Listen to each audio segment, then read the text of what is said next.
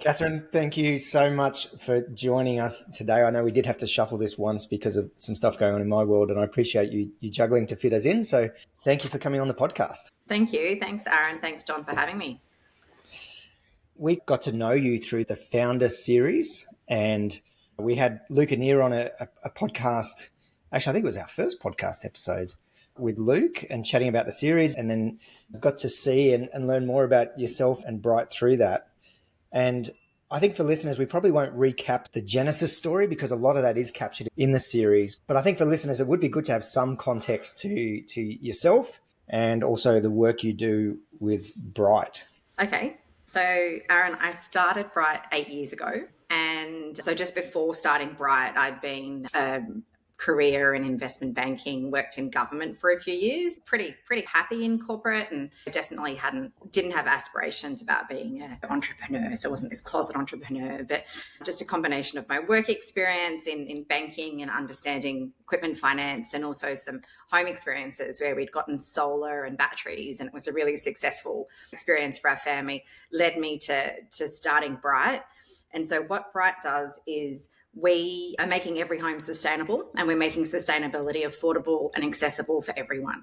And so we do that with a few different tools. One of the tools and capabilities that we have is we've created some financing products. The biggest barrier to people getting solar or batteries or sustainable homes is the upfront cost.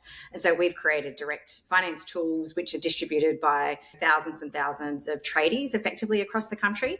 And then the second thing that we've done is we've been able to leverage our capabilities in managing a network of effectively tradies and distributing energy products and credit products. And we're now running sustainability programs for government and expanding that to corporate. So in the ACT, for example, of their 0% interest loans, we distribute subsidies, and we do that for households, businesses, community groups, and now expanding to strata and renters. That's amazing. And my recollection of your episode of Founder was that you were in that investment banking world, but correct me if I'm wrong, you were just probably struggling to find that purpose and passion, and I think overlooked a couple of times on upward mobility. And my vibe was you went, screw you guys, I'm going to do my own thing. Yeah, I think, Don, is definitely a combination of that. I think I was frustrated because I felt I'd been passed over quite a few times. I'd been working part-time with kids, and in those days, if you said you needed to work from home, it was like, yeah, working from home. You're not working. So there was definitely no flexibility. I was definitely my whole time in that job that I was in without direct females in my team. So it was a really different social life, and I wasn't able to mix into a lot of those evenings and events and activities they did, because I wanted to go home to be with the family. So I definitely feel I was passed over 100%. And that frustrated me because I felt I was a great worker, I had great ideas, and I was identifying opportunities in the energy industry that I thought were huge, and I was putting them forward. And yeah, it was luckily a combination of frustration that led me to getting the confidence and the belief that I could solve this problem myself. And that's a common pattern, that inner frustration, because you mentioned that you didn't have aspirations to be entrepreneurial originally, but what we see time and time again is frustration comes bursting out as part of that entrepreneurial journey, and I think the world is probably better for it. Yeah, and it's funny, I watched Luke and Nia's story about safety culture, and he was definitely an entrepreneur from birth. He had started so many things, and it's just, I loved watching that story where he just reels through all the different businesses he tried to start. And so I don't have that experience, but what I have is really deep understanding of the industry, of the problem, of just those technical details. And then I was able to zoom up as well and just see the bigger picture and the opportunity and the opportunity ahead. So, and Katherine, we watched an interesting little podcast excerpt with the founder of NVIDIA being asked a question of if he went back to his younger self, would he do it again? And the answer was a very firm no. But I'm curious, knowing what you know now, would you make that leap again into entrepreneurship if you went back in time? Oh, 100%. Yeah, and I often think about that sliding doors moment Because to be honest, at that point in time, I wasn't really confident in myself. I'd been knocked back so many times and I wasn't really confident. So I actually don't know how I got the confidence to actually go and resign and the guts to be able to say, I'm going to build this hugely complex, highly capital intensive business when I had no direct role models in my life that had done something like this before.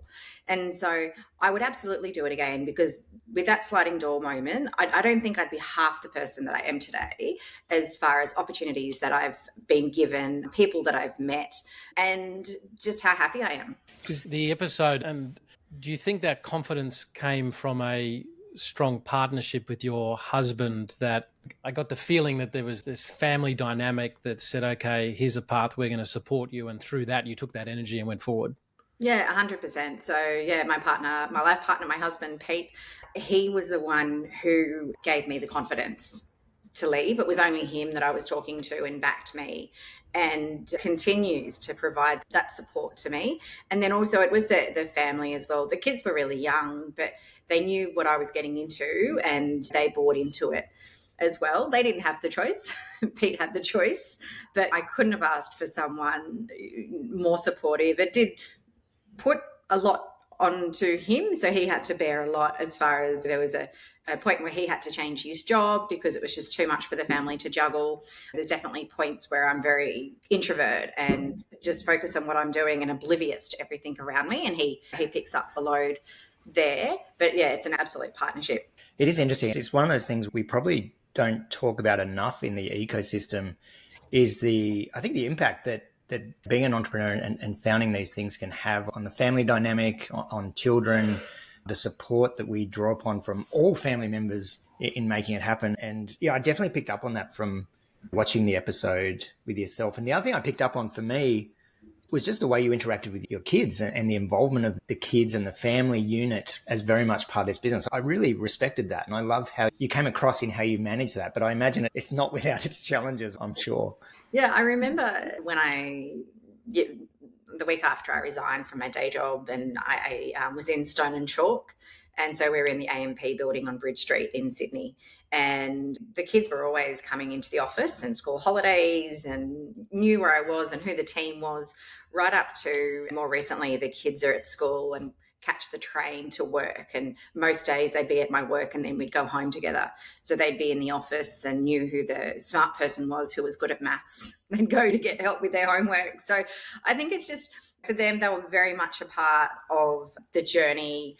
And just by being in the same location, understanding all of the conversations that were happening with me on the phone with investors or other stakeholders, or hearing the stress, me talking to my husband. So they definitely absorbed so much. And I think there's a great shot in that Founders film where they were being asked around, how do you raise capital? Yeah. What happens? And yeah, I think that's really funny, where they understand about preference shares and ordinary shares and different rights in shareholders agreements. We only want you on the podcast so we get to your son, actually. It's a great way to have him on and explain.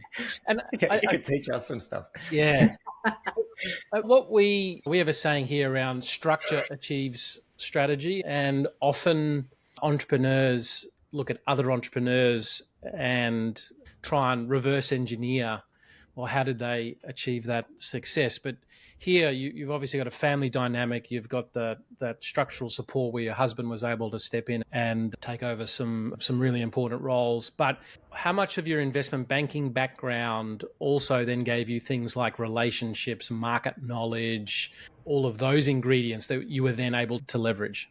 Yeah, so the relationship and the support and that cushioning was definitely family, but everything else was my work experience at Macquarie Bank, and then some at government, understanding regulation and policy. And Brighte is a very complex business. From day one, I wanted to be able to access public capital markets to be able to issue my own bonds as soon as I could. And so I was able to do that in 2020 after starting at left Macquarie in 2015. So it's a technical topic, but that is very early to have done that after only being in business for 4 years. We were Australia's first 100% green bond, $300 million issuance in 2020. And so right from the start, I was writing all the different policies and credit policies and setting frameworks and SPVs up to be able to do this credit issuance and public bond issuance as soon as I could. So at the scene and behind the scenes, everything's incredibly technical.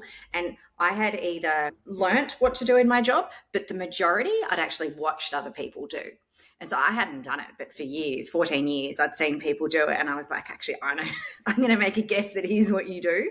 And I'm going to try and reach out to, we have great partners. We're working with KPMG. I'd worked with Ashurst. So great advisors, and was able to lean on them as well right from the very beginning.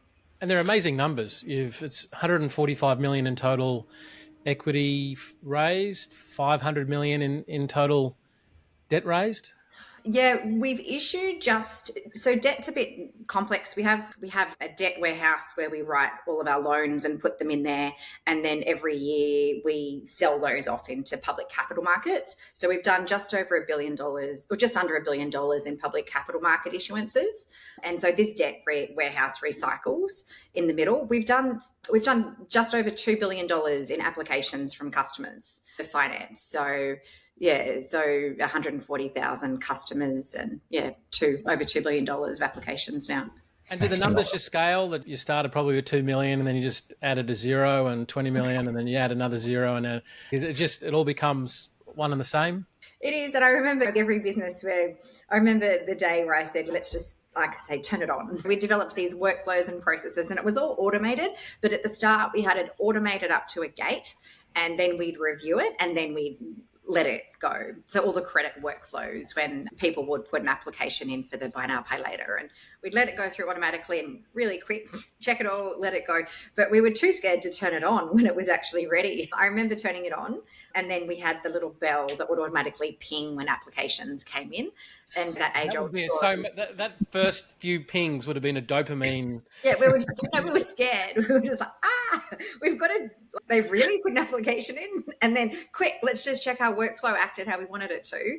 And then, so that was scary and exciting. But then the second thing was just trusting that we'd watch these workflows and they were working, but we just had to let it go and make it automated. So I think it took us about 20.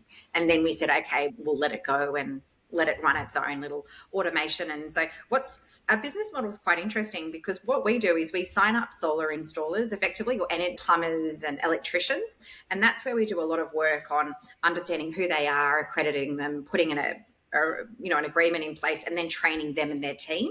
But from that point on, they're at the point of sale with their customers. We don't interact with that end customer until just from the ether. That you've got an outsourced, huge channel army.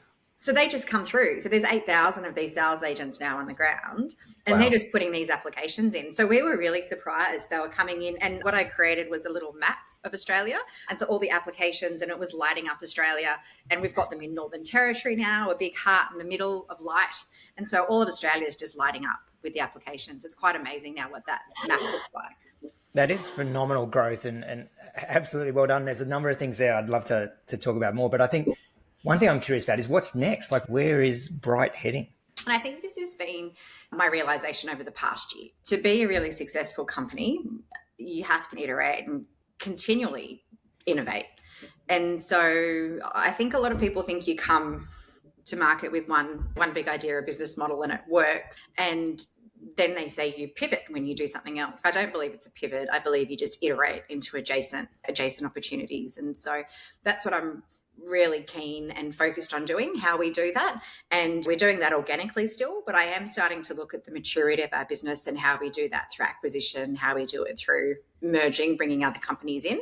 So that's one step change in our maturity. The second thing is to how we do it organically.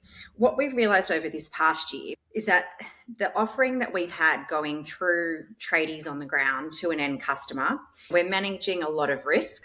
So we're operating in a heavily regulated environment. We're managing kind of cash flows through third parties. And so the sustainability industry is hugely complex. And there's a lot of government who want to accelerate the uptake of clean energy because they need to meet their energy targets. And so in order for them to meet their energy targets, they need to intervene in the market. And so they're going to do that through providing subsidies, through providing finance to help people access energy products. And so that was our big thing over the last year or two. We've been able to identify how it's effectively financed as a service. So how we leverage our capabilities to others. For instance, we're running the program for ACT government and now Tasmanian government, where they're providing finance to end customers for solar, for batteries, for EVs, EV chargers, insulation, heating, cooling. And they've outsourced their risk effectively to us, for which vendors are good customers, and servicing those customers over 10 years. So we're starting to do that for government, and that's a huge addressable market, billions and billions of dollars in Australia. And then corporates. So, for example, banks have scope 3 emissions reporting obligations on their home loan customers. And so they have to start to look at the carbon intensity of those homes where they have mortgages because they have a security interest in them. And so they'll be wanting to reduce that carbon intensity. And for an example, it's how we can run programs for banks. And so it's just leveraging our capabilities and then just seeing what we can do to create trust in this sustainability ecosystem. You were talking there about iteration, and iteration means change, and change means, by definition, breaking things. Or when you get to a certain size and scale, it's hard for a culture sometimes to do that because short-term kills long-term. Yeah.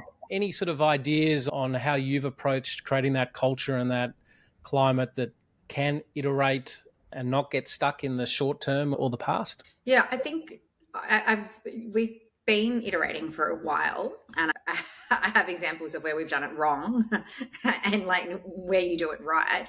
A big part of it is around communication. And so where we've done it wrong is you create a shiny new thing that the teams who are working on this shiny new thing are the cool kids and everyone else is working on legacy. So that's not how to iterate. When you iterate, you've got to make sure that you focus on your core and what your original business is, and then how really carefully start to develop these other capabilities and keep the whole culture and the team engaged.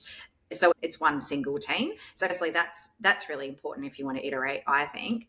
And then secondly, I think it's just teams understanding the need for change, and then 2, the joint belief that you want to be this 100-year-old business.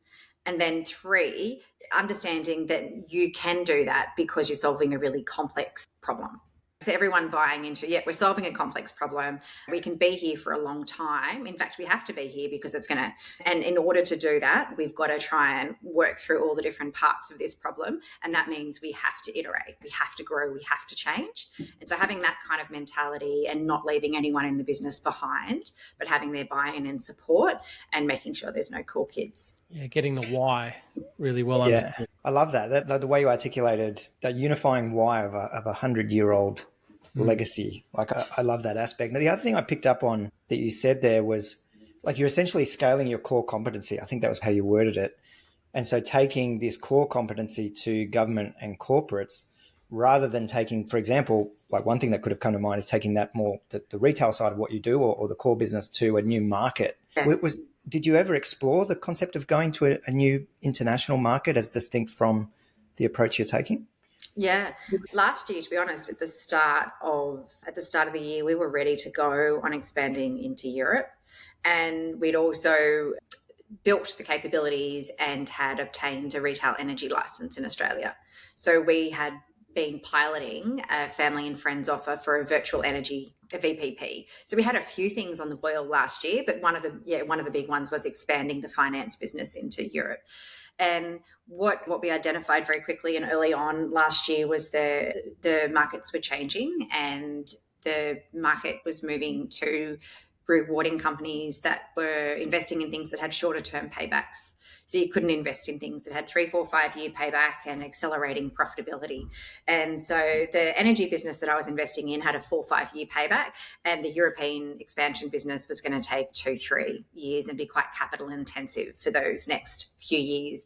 And so we pulled back, and that was really hard. We actually had 280 people and brought the business back to 150 people last year because we stopped our plans to expand offshore and stopped the energy pilot. But we absolutely have been very ambitious in our growth. we absolutely respond to market. We're not our head in the sand. We're growing at any cost. Like, not we're going to, change. We're going to be here for a long time. We have to make these tough decisions. But the European opportunity is very interesting because Australia has the highest solar per capita, and we were Australia's first green bond, 100% green bond that I issued. And a lot of the learnings we have here, people have been contacting me from overseas, particularly in Europe, asking us to set up over there because they needed our business model. The desire is there and has been there. But I think just as at this stage, the capital intensity and the payback isn't being rewarded in this type of macro environment to make those bets. Yeah, it's really interesting. Obviously, you're very reliant on the capital markets. What are you seeing in the capital markets at the moment? Is it becoming more difficult for you in any way, or what is the changing dynamic? I know you touched on a couple just there. Yeah, we're absolutely aligned because we don't outsource our credit or our funding. So we effectively manage hundreds of millions of dollars. Hundreds of millions of dollars. I always take step back when I say that number, but it's true.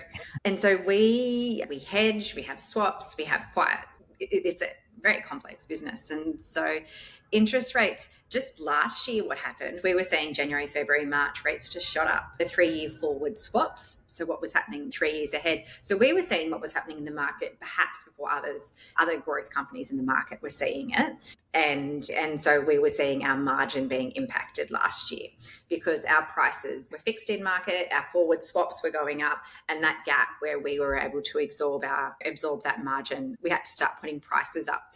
We were one of the first to make kind of people changes. We did that in June last year, and we did it again in September, and then it's been great since then. But what we're seeing now, and I heard the great chief economist at HSBC just talk about it this week. I think people only a few weeks ago were thinking that interest rates would start to fall at the start of next year, and then things would start to come down. But what we've been seeing over the last month or so is a consistent view that people think they're going to stay higher for longer. And so we've seen a inverted yield curves effectively changed. And yeah, it's changed some of our views and modelling around margin and forecasting rates. I think what's interesting, you just talked there about the early warning that you saw. Because you had to focus on rates, you probably were able to make some changes a lot earlier than others. Do you have other early warning things as a business or as a leader that you look for that sort of is the canary in the coal mine for what you've got to do with your business? So so we look at it, definitely see through to inflation, look at what's happening with inflation. I look a lot at the components of inflation and where people are experiencing pain effectively in their household, because we have like that 140,000 customers that are making repayments to us. And one of the things we have to manage is that those repayments are on time and those households are not in stress. And one of the warning signs there is definitely looking at those macro indicators, which then give us an understanding of staffing and how many people we need to be able to manage that part of the business that supports customers who are making repayments to us. Another thing would be energy prices. So you can have a great see-through to forecasts on what is happening with the energy transition and transmission and different aspects of that. And energy retail prices are reset every year. So you can start to see if the prices are going to be increased another 20, 30%. Well, then there's absolutely going to be an increase in applications from our customers. You look at El Nino, and when it's hot, there's more like interest in things like solar and air conditioning. So yeah, there's lots of kind of those macro, which speak to what underlying customers are going to be doing. And then that speaks to how we staff our business and make sure we've got enough people. So how much, I was just curious, how much forward modelling do you do around things like climate and weather patterns and everything else? Is that something that you proactively do as a team, or is it more just data and insights that you get through the course of what you do? Yeah, that's data and insights. Modelling that we do, like detailed modelling in other parts of the business around portfolio performance and again, like, what that portfolio is made up by geography and credit score and components of the application. We know about how much extra income they have in their household to be able to support interest rate movements. And so we have a lot of modelling that we do on our kind of portfolio, but weather and macro. So we do reporting monthly that we feed back into the board. And so that's where we detailed assessment on macro and how it's going to impact the business.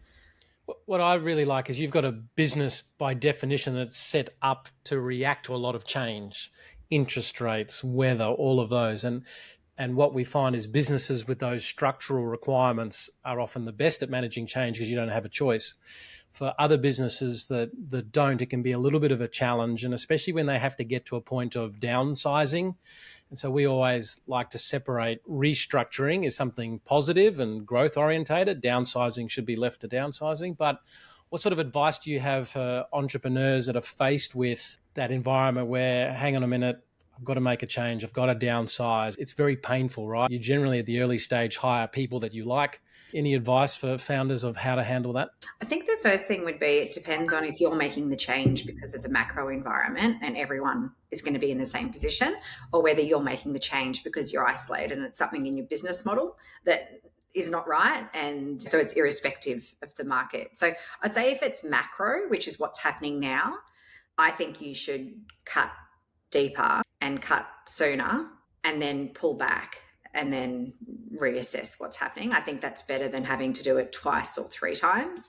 I think a lot of people say that founders, their bias is this optimism bias, because you think you can build a company that's going to be a unicorn and everyone thinks that. So you also think, yeah, those sales are going to come through next month and the next month and the next month, and they don't, and they're not.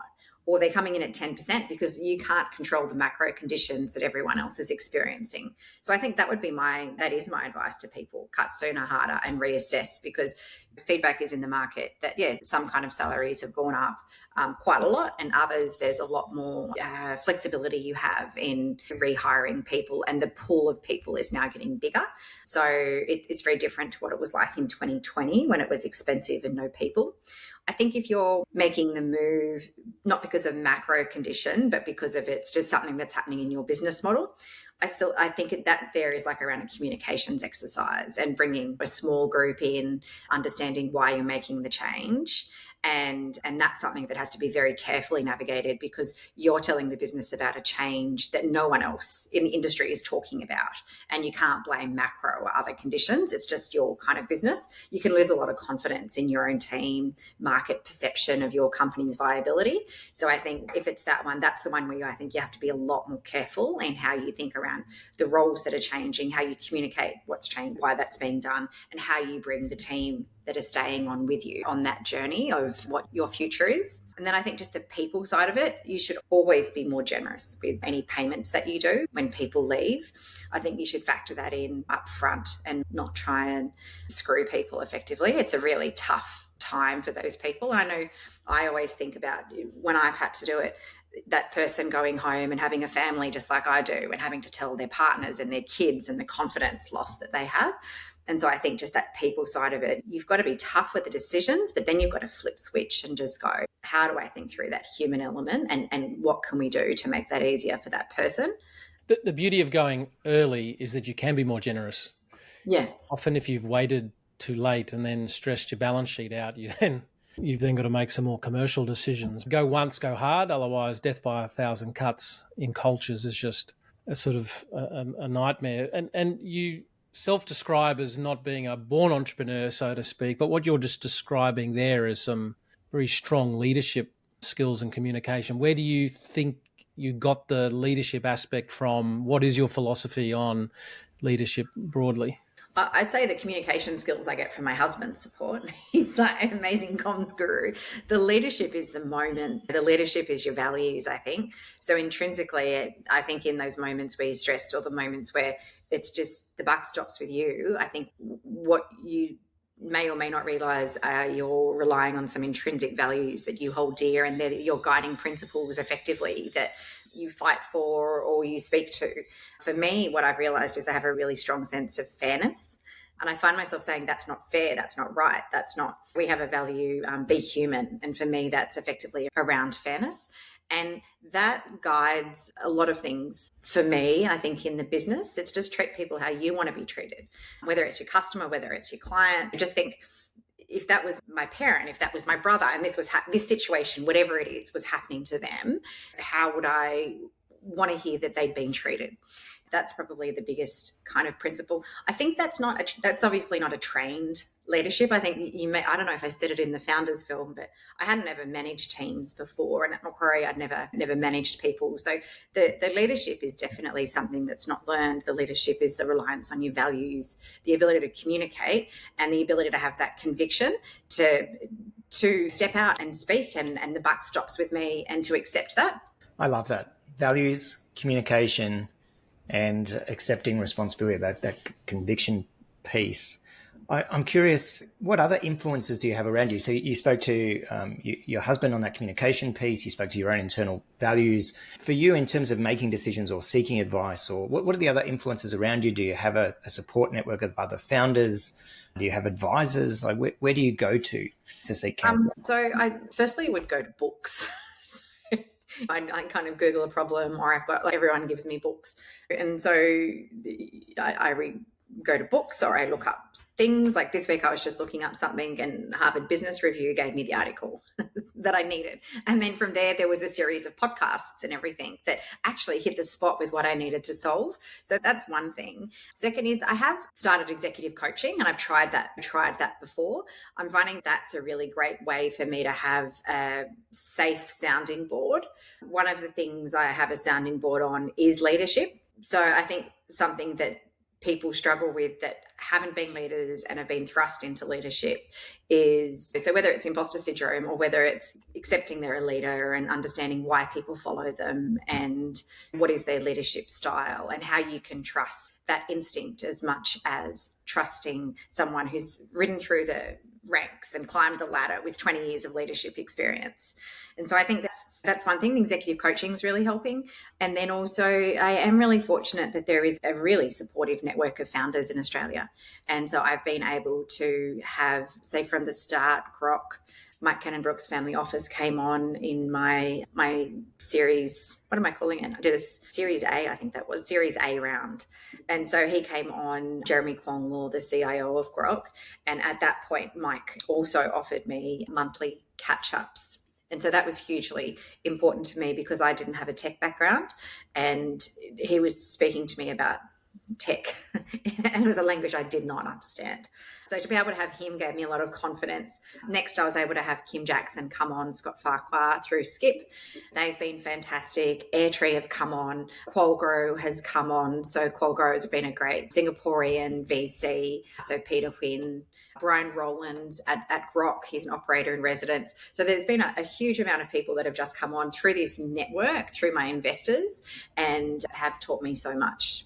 Yeah, I don't know a professional sports person that doesn't have multiple coaches for multiple different things. And that's something we see time and time again. High performance actually have people in your corner, because when you're in the painting, you can't see the whole picture, and having that. So anywhere that we see real success, we often find that coaching, mentoring aspect. So it sounds like you've had a good experience with VC, obviously ourselves being an emerging VC firm, but that's obviously opened a few doors. Are there any challenges that you found? I think so good things have been particularly early stage, just access to documents and contacts, and often they have advisory panels that you can lean on, or when you're setting up your ESOP or doing an ESOP change. So just very, I guess, they're BAU things in the business. You can rely on them, and there's either someone in that VC or they have a contact that you can,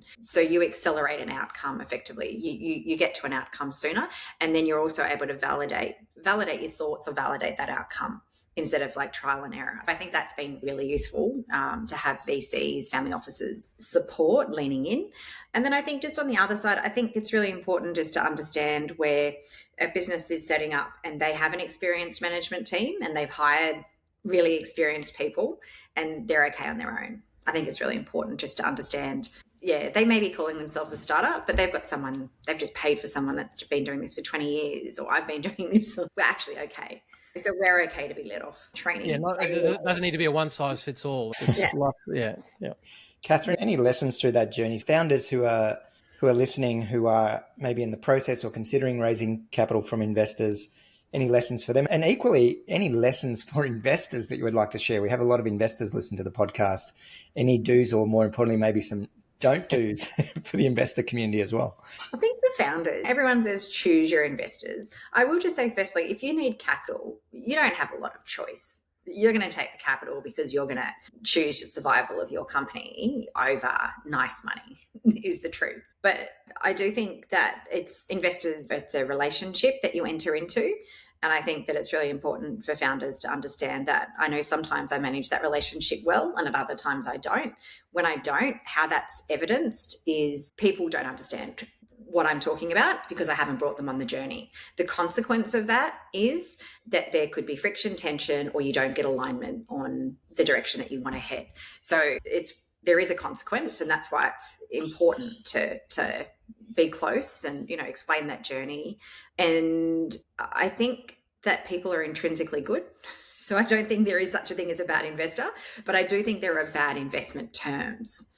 And so I think it's really important to understand what those terms are that you're being offered in a convertible note or in a term sheet. And founders absolutely talk to each other. So just go and speak to every other founder that you know, or call up another VC and just gauge. Like, the market, there's bad market, there's tougher terms. It's not that there's a bad investor. It's just there's a bad market. The investor needs to protect themselves. So I think there's a T-shirt somewhere there. There are no bad investors, just bad terms. I like that. The investors need to protect their LPs, like the people that have given them money.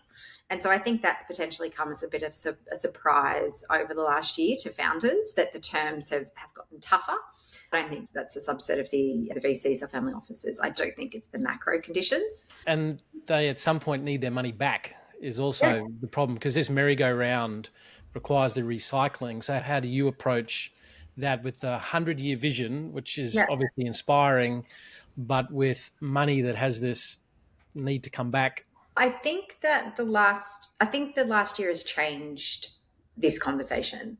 I think prior to 2022, up until the end of 21, people were told to take money to grow faster and to solve bigger problems because the money was there, and just to take market share effectively.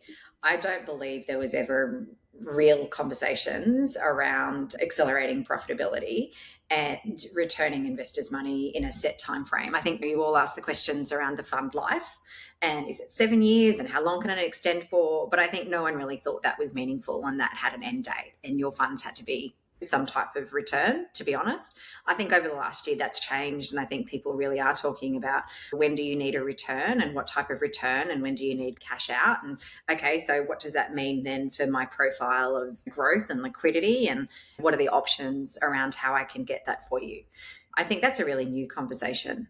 Yeah, we've definitely noticed that change in the last 12 to 18 months. And the other, just going back to something you said there that really resonated for me, was that need to communicate with your shareholders and investors. And it's interesting, no matter how much we catch up with our shareholders, I leave every interaction with a thought of, we need to catch up more often. And it's almost like you can't over communicate in that space. I think that's a fantastic piece of advice for founders. And we even find it with our portfolio, and both of us have tripped up recently when you've got multiple entities in a portfolio, and we love them all dearly, but our brains can't keep up sometimes. In a couple of conversations, I've certainly embarrassed myself misdescribing what the portfolio company actually does in life, and the look of horror on theirs. Are you kidding?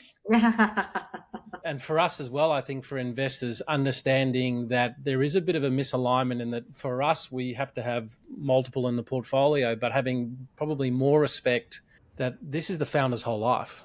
Yeah. The founder's got everything in here. And if you're going to go into a conversation or a coaching conversation, you better have done some work to get yourself back up to speed, especially when the portfolio is changing as much as it is. And if your brain is still 6 months ago, but 3 months ago, XYZ happened, you've got to show that level of respect.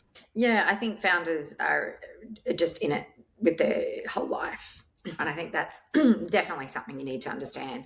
And I think that sense of, if you're saying something to them that threatens that life or threatens the viability of, you're going to, those just human kind of reactions that take over effectively. And you mentioned before, like frictions and other types of conflict. And we find that organizations that are able to manage conflict between all of the different stakeholders and maintain that trust and respect are the ones that sort of survive over others. So when you find yourself in those conflicting points, is it just a matter of saying, okay, I need to go back and communicate more, or have you got other tips and tools of how you say, hang on a minute, I'm out of alignment with this person, even maybe with staff, my expectations of you are different. How do you handle that conflict? I think you've really got to, so something I've learnt is move from the dance floor to the balcony. And so if you're in the dance floor and you're in the heat of it, you've got to very quickly recognize you need to move to the balcony. This is something I'm working on. And when you're on the balcony, you've got to look down at the situation and then challenge your thinking. And is there another perspective on how you should be reading that situation? And that's just, it may not come automatically, but you've got to remember to do that. And it's something that I'm trying to make front of mind for me personally. I think every situation that's true, but particularly in those heated situations, what I generally find is that when I look down at the situation, usually I've misinterpreted the other person's intent or their motives or whatever. And so what I would normally do is I would say it's around communication. If it's a direct, if it's staff, just understanding where those other parties are coming from, stand in their shoes, where are they coming from, what are they thinking, what are their fears is usually the first thing. So what are you worried about? Like, what's the worst thing that could happen? Tell me about that, because then I understand where you're coming from with what you're saying and why you need X, Y, Z. And generally I find that changes my perception of the situation and the conflict or perceived conflict. I love that. I think we found something that we'll be stealing, and I probably need to live on the balcony in my world. Oh, it's such a great metaphor, and I think this is so applicable to parenting and to high performance sports and all sorts of things. Like looking back at a situation with an external perspective and that curiosity is so incredibly powerful. I love that expression. Absolutely stealing it. Oh, thank you. That's you great. just got to assume everyone's our value. Like I said, be human. You've just got to always think twice and just not assume that the person is bad or they're coming from a bad position or they want something bad for you. There's something happening there in that interchange, and you've got to understand what that is. Yeah. So building a big company can become a vortex and suck you in, and before you know it, you are the company's you and there's no separation. But I get the feeling from the founder series that you were able to maintain that. So what do you do outside the business to be you and to keep that perspective? And I think when I watch the other people in the founder series, Mel has the ice skating and Luke has his rally car driving and I do gardening. So mine's so placid. I should have had a better hobby, but truly I just love that sustainability. I just love just gardening and growing my own things, and I'm always just looking at seed journals and Diggers magazine. That's what I read before I go to bed, and just what else can I plant. And you saw some glimpses of the farm. We've got 130 acres on the south coast of just down here, and we have chickens, we've got cows, we're going to get some sheep, and we've got a big orchard, and it's all off grid. And it's how do you get the water from the river when there's no rain in the rain tank. And that's what we do. We go to the farm outside of family, which is just all consuming outside of Brighte. The thing that I do is just that farm and build it and grow things. And it is a creative outlet for me with just a blank piece of dirt to be able to grow something, make something, and nurture that, nourish it, and watch how that changes over time. I absolutely love that answer. I think you're speaking our love language. I have a tractor up here on my shelf because that's my North Star goal, is to have a farm coming from a family of farmers. And Don with his multiple tractors, I'm always envious of Don and his farm. So everything you just said then resonates for me completely.